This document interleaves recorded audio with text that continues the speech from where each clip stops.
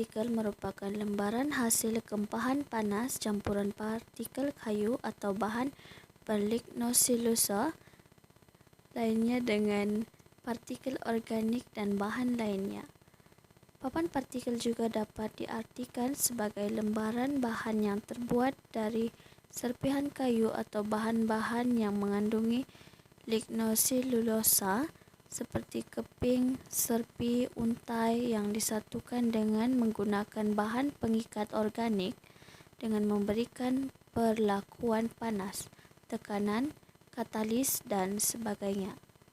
Sekam padi seperti lignoselulosa lain mempunyai ciri-ciri fizikal dan kimia yang tidak menjalin interaksi yang baik dan diperlukan untuk membentuk ikatan interfasi. Objektif kajian: menghasilkan papan partikel menggunakan kuantiti sekam padi yang berlainan iaitu 75%, 50% dan 25%. Menentukan sifat-sifat fizikal papan partikel seperti ketumpatan, kadar air dan ketebalan. Menentukan sifat-sifat mekanikal papan partikel seperti MOR dan MOE. Penyataan masalah. Semasa penghilangan, 78% berat diterima sebagai beras dan 28% menjadi sekam.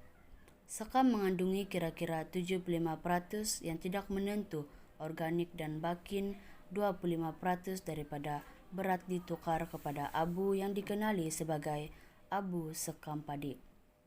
RHA iaitu hempas padi ini mengandungi 85 hingga 90% silika menyebabkan suhu sekitar semakin meningkat semasa pembakaran.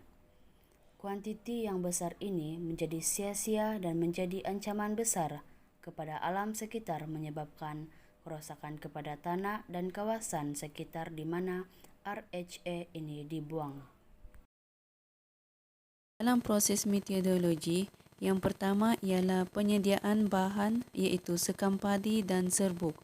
Yang kedua adalah proses penimbangan berat semua bahan. Yang ketiga, proses penyediaan bahan lain seperti perekat UF dan klorid amonium. Dan yang seterusnya, proses pencampuran bahan. Selepas itu, kita akan membuat proses pembentukan papan partikel. Dan selanjutnya adalah proses penekanan panas dalam mesin hot press dan seterusnya adalah proses pengkondisian.